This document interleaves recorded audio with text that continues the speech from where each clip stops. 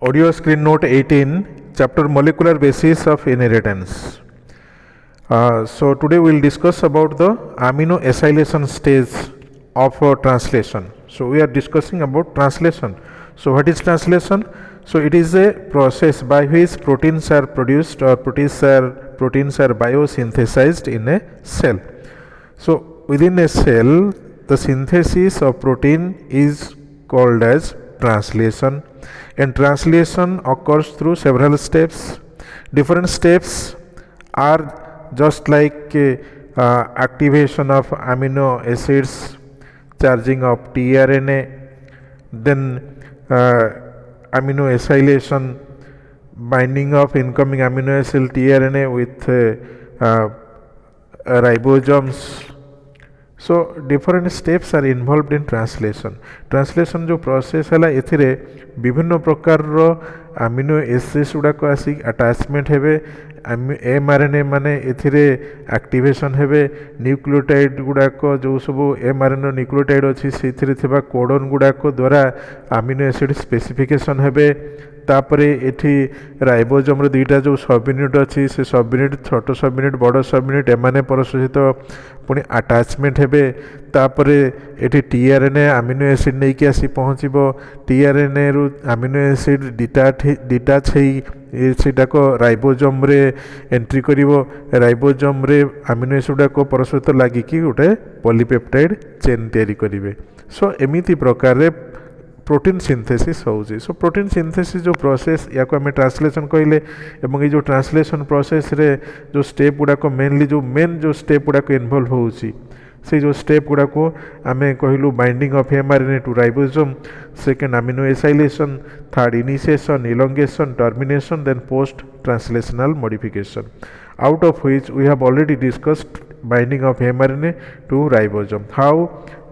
the ribosomal subunits 30S and 50S are found in the cytoplasm, then how the mRNA is being attached with the ribosome. So all these we have discussed in the first step, that is binding of mRNA to the ribosome. Second, we will discuss today about the amino acylation. What do you mean by amino acylation? It means it is the activation of different amino acids. How the amino acids are being activated, that we will discuss.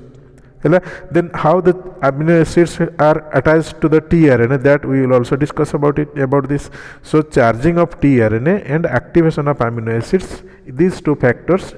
together called as amino acylation. बुझीगला? सो आमे से amino acylation अबे पढ़िबा discussion करिबा। तो कौन amino acylation different step गुडा को सेथरे भी रही कौन कौन सब स्टेप अछि से गुडा को डिस्कशन करिबा। सो फर्स्ट लाइन आसो, all the 20 amino acids are linked to their specific tRNA in the cytoplasm.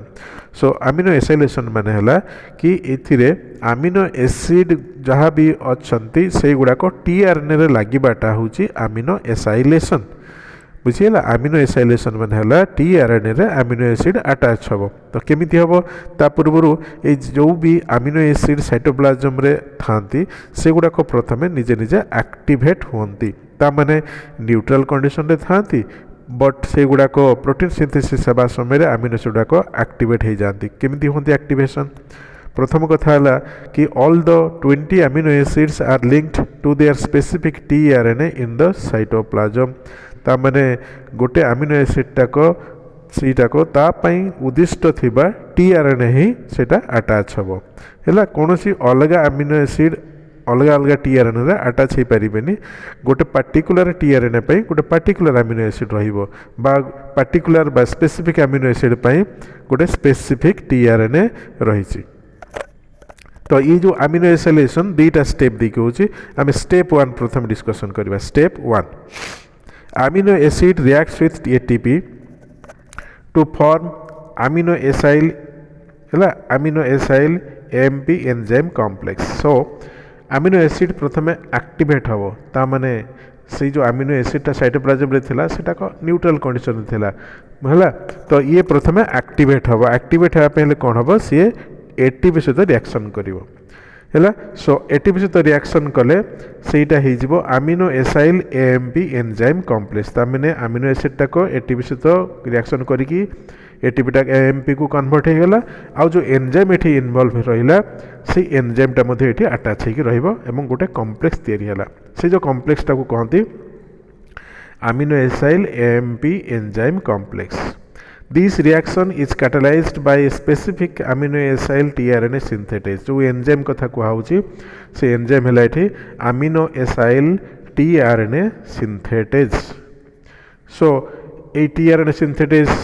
सहित गोटे amino acid लागिला रिएक्शन देखो AA1 माने amino acid 1 plus ATP plus enzyme जो एंजाइम कथा हमें ऊपर डिस्कशन करे ये तीनटा रिएक्शन कला परे ये तीनटा भितरे गोटे भांडरवाल फोर्स द्वारा बांधी तीनटा गोटे जगह रहिबे सेटा ला amino acid AMP enzyme complex हैला AA1 hyphen AMP hyphen enzyme हैला ये जो कॉम्प्लेक्स ला अमीनो एसाइल एमपी कॉम्प्लेक्स हैला ता सहित एटीपीटा भांगी जाई जदि एएमपी हैला एडेनोसिन मोनोफॉस्फेट हैला तल दीटा फॉस्फेट रिलीज हेगला सो पीपी बोली लिख दिया गला दीटा फॉस्फेट बुझिला पायरोफॉस्फेट बोली कहा जीवो सो ए दीटा रिलीज हे गला प्रोसेस रो एबे ए जो अमीनो एसिड टा जो एंजाइम कॉम्प्लेक्स रे रही छी सेटा एक्टिवेट हे गला एक्टिवेट हैला माने अमीनो एसिड सहित एएमपी भी अछि प्लस एंजाइम भी रही छी एटीपी जोटा रिएक्शन कला एटीपी रो एंजाइम पाई गला सॉरी एटीपी रो एनर्जी पाई गला amino acid so amino acid टा को एक्टिवेटेड हे जाई छी Then step 2. Specific activated amino acid is recognized by its specific tRNA. जो amino acid गुड़ा को activate हो गले सेमानंकु तांको पई उद्दिष्ट थिबा tRNA गुड़ा को आसी तांको पाखरे पहुँचबे एवं से गुड़ा को attachment हो The amino acid complex attach हे जीवो amino acid जो complex टा हिची हैला to the amino acid attachment site amino acid attachment site कोटा टीआरएनए रो मुझे तो टीआरएनए पढ़ौतिले तुमको कहि देछि ब्लैक बोर्ड रे भी भला भाବରେ बुझेइथिली सो से जो अमीनो एसिड अटैचमेंट साइट रो हैला जोटा कि टीआरएनए रो 3' एंड जो थरे CCA सीक्वेंस थाए लॉन्ग आर्म बोली जहाँ को कहते टीआरएनए रो तो सही जो एंड रे 3' एंड रे अमीनो एसिड कॉम्प्लेक्स तक अटैच होबो नेक्स्ट तापरे एएमपी आ एंजाइम्स जहाँ कॉम्प्लेक्स रे थांती अमीनो एसिड कॉम्प्लेक्स रे थांती एएमपी आ एंजाइम से गुडा को तापरे रिलीज हे जिवे खाली अमीनो एसिड टा को टीआरएनए रे अटैच होबो हैला केवल AMP and enzyme will be released but the amino acid will remain attached with the tRNA तापरे कोन होची नेक्स्ट हला amino acyl tRNA complex is now called as charged tRNA ये जो अमीनो एसाइल हैला अमीनो एसाइल बा amino acid लागी ची tRNA रे तो टीआरएनए रे अमीनो एसिड लागी बा परे टीआरएनए टाकू कुहा जाए charged tRNA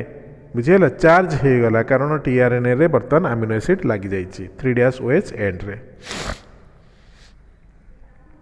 Now amino acid tRNA moves to the ribosome for protein synthesis. एबे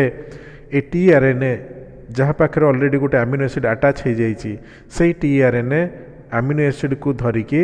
ये राइबोजोम पाखक जीव राइबोजोमटा हला फैक्ट्री tRNA टा हला गोटे ट्रक तो ट्रक रे लोड होइछि अमीनो एसिड एबे अमीनो एसिड को कैरी करी tRNA पहुँचबो राइबोजोम पाखरे बा जोटा को आमे कहू साइट ऑफ प्रोटीन सिंथेसिस बुझेरा सो जो इक्वेशन एट इन्वॉल्व होला सी हैला AA1 AMP enzyme plus tRNA हैला अमीनो एसिड जो कॉम्प्लेक्स ता थिला से कॉम्प्लेक्स ता tRNA पाखरे पहुँचला तापरे से कॉम्प्लेक्स रु AA1 टा बाहरी आसिला सेटा को tRNA अटैच हो गला सो tRNA रे AA1 अटैच हो गला तो ताको आमे कहूछु अमीनो एसाइल tRNA जतबे tRNA रे अमीनो एसिड लागुची सेतबे से tRNA टा कुआ जाउची अमीनो एसाइल tRNA एवं ता सहित AMP बाहरी आसिला AMP plus enzyme next initiation step initiation step होची long question the protein synthesis starts from amino terminal end of polypeptide रे बा गोटे अमीनो एसिड प्रथम आसिक जो लगी कि एठी राइबोसोम रे पॉलीपेप्टाइड स्टार्ट हबो तो तार आमिनो टर्मिनाल एंड पटे गोटे पर गोटे गोटे पर गोटे आमिनो एसिड आसिक लगे गोटे आमिनो एसिड रो आमिनो टर्मिनाल तामें जो आमिनो एसिड अच्छी से आमिनो एसिड दुईटा एंड अच्छी गोटे पटे NH2 ग्रुप लगी थाए एवं आर पटे COOH ग्रुप लगी थाए तो मन थी सो ये जो आमिनो एसिड एंड पटे गोटे गोटे कि नुआ आमिनो एसिड गुड़ा काटा कि पेप्टाइड बॉन्ड तैयारी करती तो सही कथा लिखा है the protein synthesis starts from आमिनो terminal end of polypeptide. Next it proceeds by addition of amino acids through peptide bond formation and ends at the carboxyl terminal end. तो गोटे पटे जो पटे आमिनो ग्रुप लगी से पटे गोटे पर गोटे नुआ कि आमिनो एसिड लगिले तो यार जो आर पट एंडटा COH एंडटा से सेमती रहा बुझेगा The initiation amino acid is formylated methionine by N-formyl methionine in case of prokaryote. मन रखा चेष्टा करिवो कि आमे जेहेतु एठी प्रोकैरियोट रो इनिशिएशन स्टेप पढुचंती बा प्रोटीन सिंथेसिस पढुचंती सो प्रोकैरियोट रे जो प्रथम अमीनो एसिड प्रोटीन सिंथेसिस रे आसे मन रखिवो प्रथम अमीनो एसिड जोटा प्रोटीन तैयारी हेबार व्यवहार हुए सेटा हला N-formyl methionine हला N-formyl methionine मन रखिबा चेष्टा करिवो N-formyl methionine हला Two types of tRNAs are found in prokaryotes for methionine. Methionine ये हला अमीनो एसिड जदि मिथियोनाइन रे गोटे फॉर्माइल ग्रुप लगी जाउची ताल सेटा हे जिवो N-formyl methionine एवं जो मिथियोनाइन नॉर्मली प्रोटीन रे यूज होउची बैक्टीरिया ये दुई प्रकार मिथियोनाइन यूज होउची गोटेटा खाली सीधा सड़क मिथियोनाइन बा प्योर मिथियोनाइन आ गोटे हला फॉर्माइल मिथियोनाइन माने मिथियोनाइन रे जदि फॉर्माइल ग्रुप रे लगी जाइए ताहले सेटा फॉर्माइल मिथियोनाइन जदि मिथियोनाइन रे किछि लागिनी खाली सेमती अछि ताहले सेटा केवल मिथियोनाइन सो दी प्रकार अमीनो एसिड एठी मिथियोनाइन पे यूज हला गोटे हला खाली मिथियोनाइन आ गोटे होची फॉर्माइल मिथियोनाइन FMET बोली कहिबा फॉर्माइल मिथियोनाइन माने FMET कहिबी खाली मिथियोनाइन हला खाली MET लिखिले MET माने शॉर्ट रे मिथियोनाइन को MET कहिले तो ए जो FMET हो किंबा MET हो या पई मध्य tRNA स्पेसिफिक tRNA कौन काम करती tRNA टा को मुख्यतः ये अमीनो एसिड को नहीं कि जाते सो साइटोप्लाज्म जदि MET अच्छी ताहले तापे गोटे tRNA आसिक ताकू नहीं कि जीवो जदि FMET अच्छी ताकू मध्य आउ गोटे टाइप रो tRNA आसिक ताकू नहीं कि जीवो हैला सो FMET पई गोटे टाइप रो tRNA दरकार खाली MET पई आउ गोटे tRNA दरकार हैला सो मिथियोनाइन पई गोटे प्रकार tRNA एवं फॉर्माइल मिथियोनाइन पई गोटे प्रकार tRNA 20टा जो अमीनो एसिड अच्छी ता भीतर मिथियोनाइनटा हला गोटे बाकी मिथियोनाइन को छाड़ देले बाकी रहला केतटा 19टा अमीनो एसिड रहला सो 19टा अमीनो एसिड पई 19टा tRNA दरकार 19टा अमीनो एसिड पई 19टा tRNA अलग अलग tRNA दरकार पड़ला किंतु मिथियोनाइन पई 2टा tRNA दरकार 2टा गोटे tRNA टा को खाली मिथियोनाइन को कैरी करके नहीं जीवो एवं आ गोटे tRNA FMET को नहीं कि जीवो बुझेला सो आमको टोटल 21 प्रकार रो tRNA दरकार टोटल 20टा मिथियोनाइन को 20 अमीनो एसिड पाई so two types of tRNAs are found in prokaryotes for methionine so methionine पे दी प्रकार tRNA रहउची वन इज tRNA FMET तो जदि कोनोसी tRNA टाक धर एटा गोटे tRNA एटा को मिथियोनाइन को जदि कैरी करके नबो ताहले tRNA लिखि ऊपर खाली MET लिखिबी मु ताहले एठी मु बुझेइबो एटा मते बुझा पड़िबो कि tRNA जोटा मिथियोनाइन को कैरी करछि सेटा हला tRNA MET धर भालिन गोटे अमीनो एसिड ताकू जो tRNA टा नबो सेटा लेखा हबो tRNA ऊपर पटे भाल लिखि देबी भालिन भाल लिखले भालिन ता माने या माने हला जो tRNA टा को भालिन को नै कि जीवो सेमिति tRNA गोटे FMET को नहीं कि जीवो FMET को नहीं कि जीवो तो मु कौन लिखिबी कि tRNA एवं तार राइट साइड ऊपर पट को FMET शॉर्ट लिखिदेली तो एटा गोटे tRNA जोटा को मिथियोनाइन फॉर्माइल मिथियोनाइन को नहीं कि बा transfer करिवो बुझेरा So one is tRNA FMET for carrying formal methionine and आरोटा हला tRNA खाली MET तो दी प्रकार tRNA हला गोटे हला tRNA FMET आ गोटे tRNA MET next components required for initiation पाई कौन कौन सब दरकार पड़ुची आवश्यकता कौन रिक्वायरमेंट कौन प्रथम है गोटे mRNA स्ट्रैंड दरकार राइबोसोम 30S सब यूनिट दरकार 50S सब यूनिट दरकार राइबोसोम देन इनिशिएशन हवापाई किसी फैक्टर्स आवश्यक प्रोटीन फैक्टर सी है IF1 IF2 IF3 IF माने initiation factor 1 initiation factor 2 initiation factor 3 GTP दरकार किसी एनर्जी मॉलिक्यूल्स मध्य दरकार एठी हैला जीटीपी दरकार मेटालिक आयन्स मैग्नीशियम 2+ दरकार मैग्नीशियम प्लस बा मैग्नीशियम 2+ दरकार तो ये है डिफरेंट टाइप्स ऑफ रिक्वायरमेंट जो गुड़ाक प्रोटीन सिंथेसिस पे दरकार next slide the smaller 30S ribosomal subunit binds to the initiation factor IF3 which prevents early association of two ribosomal subunits तमे जानिच राइबोसोम रे दीटा यूनिट थाए एमिति गोटेटा स्मॉलर सबयूनिट आ गोटेटा होची larger subunit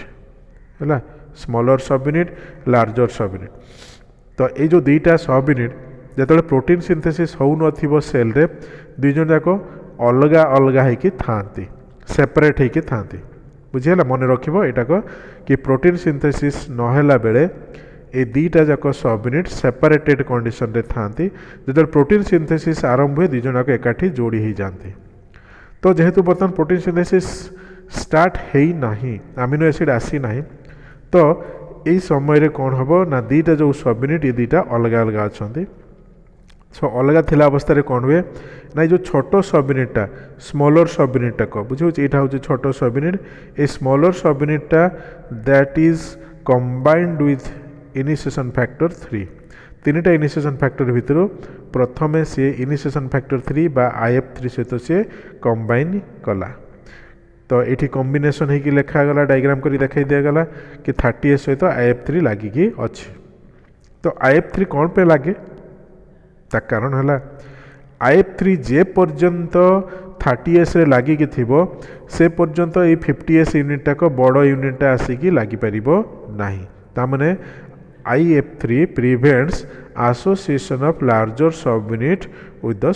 smaller सब unit है बड़ सब यूनिट यहाँ लगिबा पई दब नाही IF3 टाक बुझी सो IF3 रो काम होची ये प्रिवेंट करूची है लार्जर सब यूनिट को अटैचमेंट करिया पे दब नाही से है IF3 रो काम बुझी next the mRNA has a leader sequence called Sine-Dalgarno sequence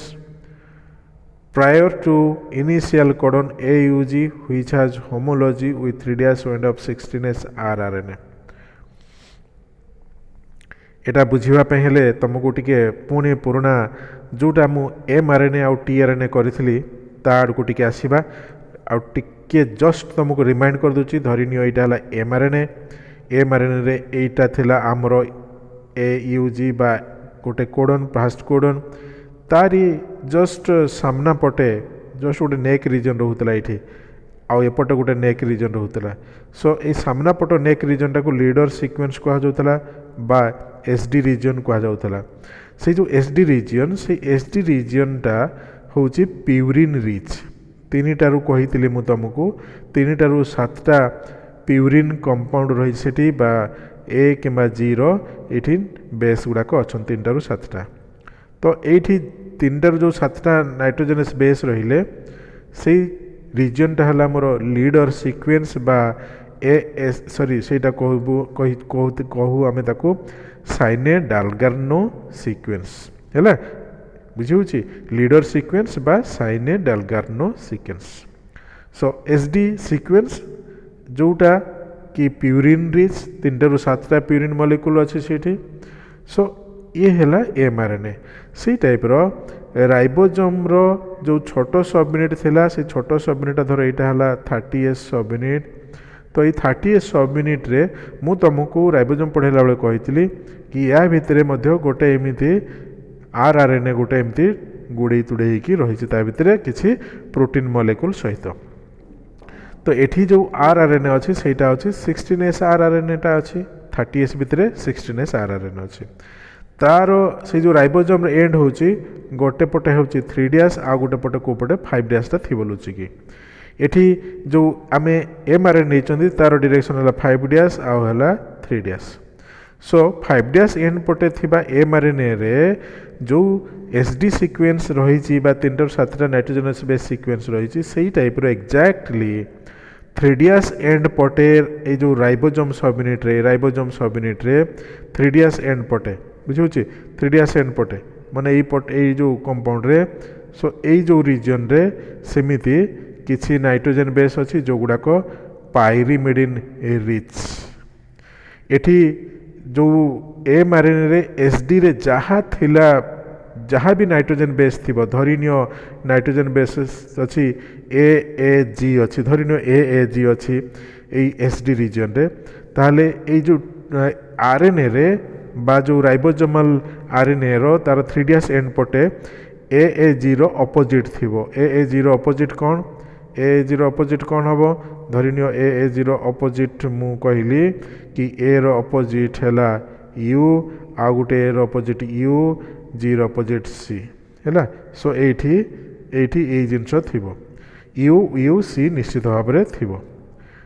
बुझी होची ता माने एटा जदि SD कहली ताले एटा को मु ASD कहबी राइबोसोमल सबयूनिट रो 3DS एंड पटे ASD अछि बा एंटी SD रीजन अछि बा एंटी साइने डेलगार्नो रहिछि बुझी होछि सो एई जो कथा मु बुझेली सेईटा होछि कि या सहित mRNA सहित RNA रो मैचिंग पोजीशन रहउछि सेईटा कहा जाउछि होमोलॉजी बोली कहा गला हैला ताकू बुझिया पे एते कथा तुमको कहली बुझे होछि होमोलॉजी से कथा कहली सो ए सेंटेंस टाक बुझी पारि थिबो तापर नेक्स्ट सेंटेंस आसीबा GTP bound IF2 is hydrolyzed to GDP and inorganic phosphate GTP हैला G टा हैला गुआनाइन को नहीं कहिछि सो ATP GTP CTP TTP UTP एगुडा सब हमर न्यूक्लियोटाइड गुडाक सो एथिरे गुआनोसाइन ट्राइफॉस्फेट रहिछि सो इसी ट्राइफॉस्फेट दैट इज GTP सेटा को IF2 सहित से बांधि सॉरी नहीं से आम ये पढ़ा भूल पढ़ुली नेक्स्ट है 16S rRNA in 30S ribosomal subunit 16S rRNA जोटा को मुझे तुमको बुझेली जो 30S सबयूनिट भितर 16S rRNA थिला हैला सेटा को इन्वॉल्व होची mRNA सहित बाइंडिंग हेबा पई mRNA सहित बाइंडिंग हेबा पे ता माने राइबोसोमल सबयूनिट टा को एटा हला हमर mRNA रे एठी होची हमर ऑग अछि ऑग रो पूर्वरु ए जगह रे कोन अछि ए जगह रे किछि प्यूरिन अछि एवं सेही टाइप रो ए जो सबयूनिट अछि या भितरे जो राइबोसोम टा रही छी हैला जो राइबोसोमल आरएनए अछि rRNA अछि से आरएनए टा होछि हमर एठी 16S rRNA तो 16S rRNA जोटा अछि तारो एठी ए पोजीशन रे जो नाइट्रोजन बेस गुड़ा अच्छी एठी से तार अपोजिट नाइट्रोजन बेस अच्छी तेणु एमानक भितर एठी कम्प्लीमेंटरी पेयरिंग हम बुझेगा कम्प्लीमेंटरी पेयरिंग है कम्प्लीमेंटरी पेयरिंग है बेले एठी जो rRNA आउ mRNA भितर पेयरिंग है राइबोसोम सहित पेयरिंग है नहीं मन रखिबो सो rRNA जहाँ अच्छी 16S तार 3DS एंड पट सहित mRNA रो 5' एंड को एठी पेयरिंग है कि बॉन्डिंग है गला बा एठी जदि AAG थिबो ताले एपट साइड एठी थिबो UC ही थिबो ताहले A सहित U रो डबल बॉन्ड A सहित U रो डबल बॉन्ड G सहित C रो ट्रिपल बॉन्ड है कि एठी पेयरिंग हबो बुझीगला से पेयरिंग कथा एठी कहगला बुझीपारी एबे केमती राइबोसोमल सबयूनिट टाक mRNA सहित बाइंडिंग हैला ना बाइंडिंग हेबारे mRNA रो लीडर सीक्वेंस सहित राइबोसोमल RNA रो ASD सीक्वेंस रो पेयरिंग हैला एवं दुईटा जाक पूरा यूनिट एठी अटैच हेकि रहिले mRNA सहित स्मॉल राइबोसोमल सबयूनिट अटैच हेकि रहिला बुझीगला सही कथा एठी डायग्राम रे भी देखाई देखो ये 30S सबयूनिट रही 30S जो सबयूनिट अच्छी से 30S सबयूनिट mRNA सहित ये अटैच होकर ये गोटे कम्प्लेक्स तैयारी करिवो। बुझीगला एमआरएनए अटैच हो गला जो मेकानिज्म तुमको बुझेली मु से मेकानिज्म ये इनवॉल्व होती बुझीगला से कथा ये लिखाई देख 16S rRNA in 30S ribosomal sub unit is involved in mRNA binding तापरे the mRNA binding to 30S sub unit through the interaction of SD region of mRNA and ASD region of 16S rRNA so that interaction codon AU is correctly positioned at the P side of the ribosome जोटा मु बुझेली से कथा ये लिखाला कि जनकर SD सहित are Jankar ASD सहित ये pairing है तापर दुईटा जाक ये एमआरएनए आउ राइबोसोम ये अटैच होगी रहिले किंतु ये अटैचमेंट समय आउ गोटे जिनस ये लक्ष्य कर आउ गोटे जिनस ये कहुई कि जो राइबोसोमाल जो सब यूनिट रे तीनटा पोजिशन अच्छी पी अच्छी ए अच्छी आउ ई पोजिशन अच्छी सो आरएनएटा एमती भाव में अटैच हम कि तार जो ऑग कोडनटा को पी को फेस करके पी को फेस करके से कथा ये लिखाला बुझे ये जो ऑग अच्छी एमआरएनए रो सो ऑगटा को पी को फेस करके रहा पी साइड को सेटा को बॉन्डिंग कर बुझेगा ये कथा ये लाइन रे लिखा जाए बुझे सो आज ये पर्यंत नेक्स्ट क्लास रे बाकी आर गुड़ाक डिस्कसन करवा आर पार्ट कौन अच्छी ये डायग्राम परठू बाकी इनिशिएशन स्टेप रो डिस्कसन करी।